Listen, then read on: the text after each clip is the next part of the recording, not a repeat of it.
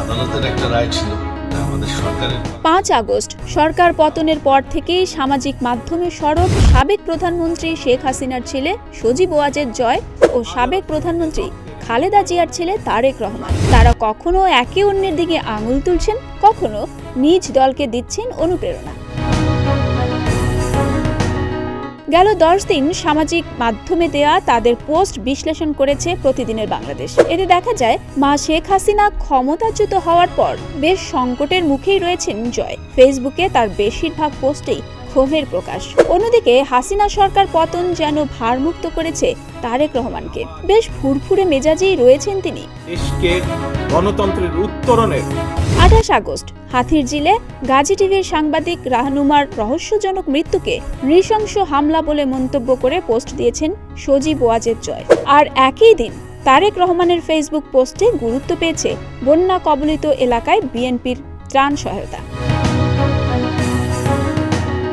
27 August Tarique তার পোস্টে জাতীয় কবি কাজী নজরুল ইসলামের মৃত্যু বার্ষিকীতে গভীর শ্রদ্ধা জানান। একই দিন জয়ের পোস্ট ছিল সন্ত্রাস বিরোধী মামলায় গ্রেপ্তার মুফতি জসিমউদ্দিনের জামিনে মুক্তি নিয়ে। তিনি লিখেছেন, সরকার এখন একজন সন্ত্রাসীকে কারাগার থেকে মুক্তি দিয়েছে।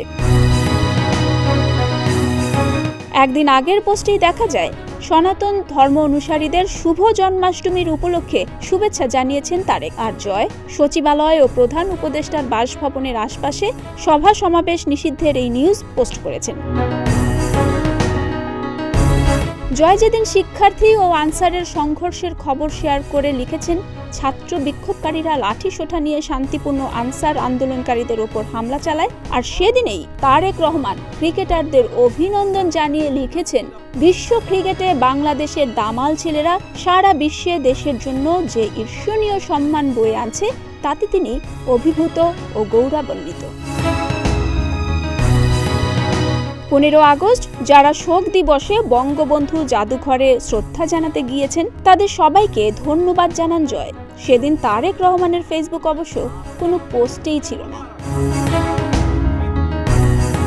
তবে আগস্টের 16 তারিখ থেকে 25 তারিখ পর্যন্ত জয় ফেসবুকে কোনো পোস্ট দেননি।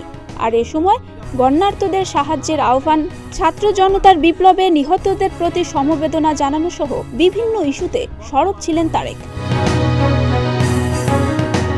5 আগস্ট মা শেখ হাসিনা দেশ ছেড়ে ভারতে যাওয়ার পর জয়কে অনেকটাই বিচলিত দেখা গেছে। শেখ হাসিনার ক্ষমতা ছাড়া নিয়ে এক সময় এক রকম মন্তব্য দিয়েছেন বলেও সমালোচনার মুখে পড়েছেন তিনি। অন্যদিকে তারেক তখন বিজয়ের আনন্দঘন উদযাপন, ডক্টর মোহাম্মদ ইউনূসকে অভিনন্দন জানানো সহ খুশির স্ট্যাটাসে টাইমলাইন ভরে তোলেন। বিএনপি সহ বাংলাদেশের গণতন্ত্রের ডেস্ক রিপোর্ট, প্রতিদিনের বাংলাদেশ।